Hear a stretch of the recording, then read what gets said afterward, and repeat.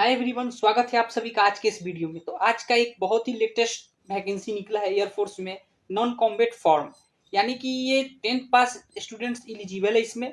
Last date इसका 17 अगस्त 2026 है और ये ऑफलाइन फॉर्म भरना है। तो आज के इस वीडियो में हम यही बात करने वाले हैं कि किस तरीके से आप ऑफलाइन फॉर्म भरेंगे। मैं टेलीग्राम पे आपको इसका ऑफलाइन फॉर्म का पीडीएफ प्रोवाइड करवा दूंगा और किस तरीके से भरना है कंप्लीट डिटेल इसमें मैं बात करने वाला हूं। तो चैनल पे नए हैं तो चैनल को सब्सक्राइब कर लीजिए और इसी तरह के और भी जो भी वैकेंसी आएगी सभी के लिए चैनल को सब्सक्राइब करके नोटिफिकेशन को ऑन कर लीजिए, जिससे आपको आने वाले फ्यूचर में फायदा हो। तो चलिए शुरू करते हैं कि किस तरीके से नॉन कॉम्बैट फॉर्म को भरना है।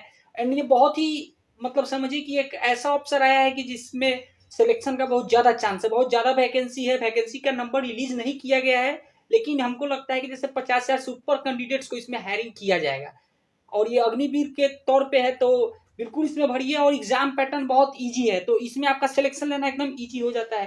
तो चलिए हम बात करते हैं कि किस तरीके से इसमें आपको क्या करना है। तो सबसे पहले चेतावनी एयरफोर्स ने दिया है कि किसी भी तरह के कोई भी आपको कोई कहे कि रिश्वत दे दीजिए मैं आपको करवा दूंगा, एजेंट के माध्यम से करवा दूंगा, तो ऐसा संभव नहीं है। ये निष्पक्ष और पारदर्शी एग्जाम की तरह है। फॉर्म भरना है किस तरीके से, एंड ये सब मैं बात करूंगा। फॉर्म का पीडीएफ भी मैं लाया हूं, तो वो सब मैं इसमें बात करने वाला हूँ। अपर एज जो लास्ट मैक्सिमम एज जो है इस फॉर्म फिल करने की वो 21 ईयर्स है। इससे ज्यादा के लोग इस फॉर्म को फिल नहीं कर सकते हैं। एंड मार्शियल स्टेज मानी विवाह की स्थिति, तो आप अनमैरिड होना कंपलसरी है। अगर आप अनमैरिड नहीं है तो फॉर्म को फिल नहीं कर सकते हैं। एंड इसमें जो है मैट्रिकुलेशन यानी मैट्रिक पास स्टूडेंट्स को भरना है। कितना परसेंट है इससे मतलब नहीं है, फर्स्ट सेकंड थर्ड किसी भी मतलब पास किए हो उससे किसी को मतलब नहीं है। इसमें आपका पास होना कंपलसरी है, बस बात खत्म है। एंड हाइट कितना होना चाहिए, तो 152 सेंटीमीटर हाइट होना चाहिए। चेस्ट 5 सेंटीमीटर एक्सपेंशन, वेट जो है वो हाइट वेट के अनुसार होना चाहिए।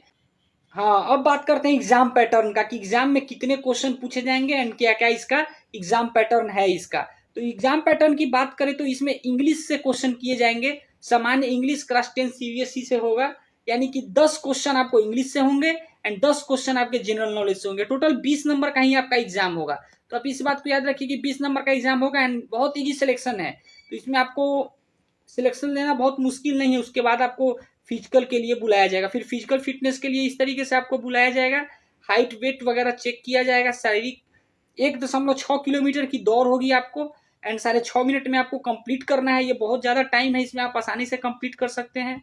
एंड फिजिकल फिटनेस की बात करें तो ये सब वगैरह है जो कि आप देख सकते हैं। मैं पीडीएफ टेलीग्राम पे आपको ये भी दे दूंगा, आप इसको पढ़ना चाहें तो पढ़ सकते हैं। ये इसका फॉर्म है जो कि मैं आपको प्रोवाइड कर दूंगा टेलीग्राम पे। तो आप टेलीग्राम चैनल को ज्वाइन कर लीजिए, डिस्क्रिप्शन में लिंक दिया हुआ है। तो इसमें आपको क्या करना है, ये आपको सेक्शन नहीं फिल करना है, ये रोल नंबर जो की है इसको फिल नहीं करना है। मैं आपको पूरा फॉर्म फिल करके बता दे रहा हूँ। रजिस्ट्रेशन नंबर आपको फिल नहीं करना है। स्ट्रीम अप्लाइड फॉर ये आपको फिल करना है कि किस स्ट्रीम के लिए अप्लाई कर रहे हैं। तो आप जो भी स्ट्रीम के लिए अप्लाई कर रहे हैं, पिछले वाले पीडीएफ में से आप पढ़ सकते हैं कि किसके लिए अप्लाई कर रहे हैं। तो बहुत सारे इसमें लोग जो है वो हाउस कीपिंग के लिए कर रहे हैं, तो हाउस कीपिंग आप इसमें लिख दीजिए, हाउस कीपिंग आपका होगा। इसी तरह से ऑफलाइन ही फॉर्म फिल करना है एंड फिर उसके बाद आपको पोस्ट ऑफिस के माध्यम से जाके उसको सबमिट करना है। क्या क्या प्रोसेस है वो पिछले वाले पीडीएफ में दिया हुआ है, तो आप वहां से पढ़ लीजिए, मैं आपको टेलीग्राम पे प्रोवाइड कर दूंगा। तो इस तरीके से मैं आपको इसमें फॉर्म फिल करने का कंप्लीट डिटेल बता रहा हूँ। तो नेम ऑफ अप्लीकेंट जो भी आपका नाम है 10th मार्कशीट पे वो आपका लिखना। जैसे कि मेरा नाम है तो मैं अपना नाम लिख दे रहा हूँ, मैंने अपना नाम लिख दिया। आधार कार्ड नंबर जो भी आपका है वो आधार नंबर आप इसमें लिख दीजिए। इस तरीके से आपका आधार नंबर 12 डिजिट का हो गया। और जम्मू कश्मीर, असम, मेघालय और भी कुछ जगह के लोग हैं उसका आधार कार्ड नंबर देना कंपलसरी नहीं है। फादर्स नेम आपको लिख देना है, तो फादर्स नेम आप इसमें लिख दीजिए। फादर क्या करते हैं वो लिख दीजिए। मदर्स नेम इसमें लिख देना है। तो ये आपका हो गया। डेट ऑफ बर्थ आपको अटैच करना है, कितनी आपकी एज हो रही है 10th के अनुसार। आपका मैक्सिमम 21 साल से ऊपर नहीं होना चाहिए, ये आपको याद रखना। नेशनलिटी आपका इंडियन है, तो ये आप इंडियन लिख दीजिए। मार्शियल स्टेटस अनमैरिड ही आपको टिक करना है। बॉडी टैटू कोई हो तो बताइए, नहीं है तो नोट पे टिक कीजिए, या लिख दीजिए no. And address of correspondence, address आपका लिख देना है, जो भी आपका एड्रेस है, पिन कोड है, ये सब आपको लिखना है। आपका ईमेल आईडी, आपका मोबाइल नंबर, परमानेंट एड्रेस। अब बात करते हैं कि इसमें एजुकेशनल क्वालिफिकेशन पूछा गया है। तो अगर आप 10th ही सिर्फ पास है, किस बोर्ड से हैं, तो उस बोर्ड का नाम लिख दीजिए। सर्टिफिकेट नंबर आपके मार्कशीट के ऊपर होगा, उसको लिख दीजिए। अगर आप 12th भी पास है उसको भी लिख दीजिए, सर्टिफिकेट नंबर लिख दीजिए। अब किस किस लैंग्वेज को आप पढ़ सकते हैं और लिख सकते हैं, तो इसमें आप पहला हिंदी लिख दीजिए, दूसरा इंग्लिश लिख दीजिए, क्योंकि इंग्लिश का इसमें एग्जाम कंपलसरी है, तो आपको इंग्लिश लिख देना है, इसमें कोई दिक्कत नहीं है। डिटेल ऑफ पास्ट सर्विस, कोई डिटेल नहीं है, नो लिख दीजिए। प्रेजेंट ऑक्यूपेशन, इसमें भी नो लिख दीजिए। And if your father retired, ये सबको इसको आपको अटैच नहीं करना। अगर आपके फादर किसी जॉब में है तो आपको इसके बारे में सर्टिफिकेट जो है इसमें लगा देना है। एक्सपीरियंस अगर कोई है तो लिख दीजिए नो, कोई एक्सपीरियंस नहीं है। आज जिस तारीख को आप भर रहे हैं, जैसे आज का डेट है तो आज का डेट, जैसे आज का डेट है हमारा 7/8/2026, तो आज का डेट हो गया आपका, ये ऊपर में सिग्नेचर हो गया। तो इस तरीके से आप अपना फॉर्म फिल कर सकते हैं। एंड फिर यहाँ पे भी आपको डेट लिखना है, तो 7/8/26 हो गया, एंड यहाँ पे आपका सिग्नेचर हो गया। तो ये आपका हो गया। सबसे बड़ी बात है कि इसको किस तरीके से फिल कर रहा है, तो सारा लेटर जो है वो कैपिटल होना चाहिए। इस बात को आप याद रखिएगा। कैपिटल लेटर मतलब कि जैसे मेरा नाम हिमांशु है तो HIMANSHU, इस तरीके से फुल लेटर कैपिटल, कोई भी छोटा छोटा उसमें आप नहीं भर दीजिए तो आपका फॉर्म रिजेक्ट हो जाएगा।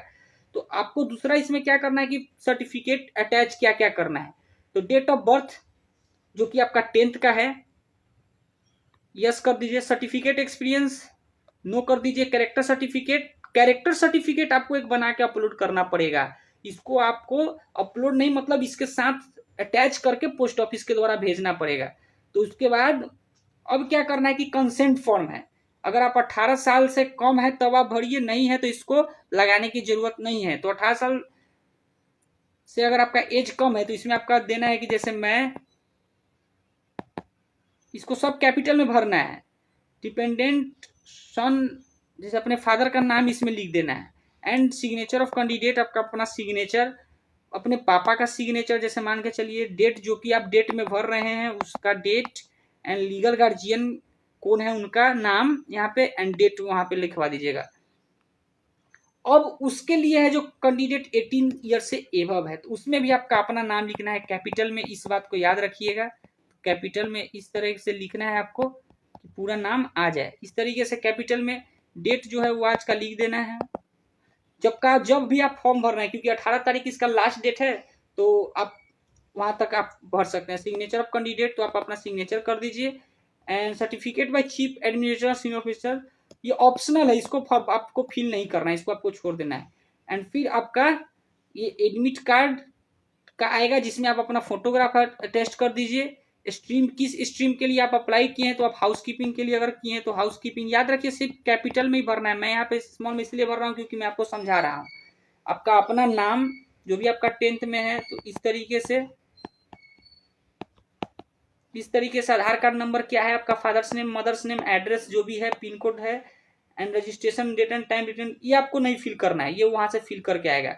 इसको आप फिल कर सकते हैं या इसको आप छोड़ सकते हैं। तो सबसे अच्छा काम इसमें क्या होगा कि इस पेज को आप फिल मत कीजिए, क्योंकि ये जो है एडमिट कार्ड है एंड वहां से रिलीज होगा, तो वो उनका काम है इसको फिल करना। तो इसको आप छोड़ दीजिए, और ये आपका फॉर्म आपका ये कंप्लीट हो गया। आप जाइए पोस्ट ऑफिस पे, जो भी आपका बताया गया कि किस तरीके से फॉर्म फिल करना है उसको फॉलो कीजिए, एंड वहां पे आपको स्टाम्प वगैरह मिल जाएगा। उसके बाद आप पोस्ट ऑफिस में डाल दीजिए, फ्री ऑफ कॉस्ट होगा, एंड आप वहां से आपका फॉर्म जो है सो अप्लाई हो जाएगा। तो ये रहा आपका आज का वीडियो अच्छी लगी तो लाइक और चैनल को सब्सक्राइब जरूर कर लीजिए। मिलते हैं नए वीडियो में। Thank you.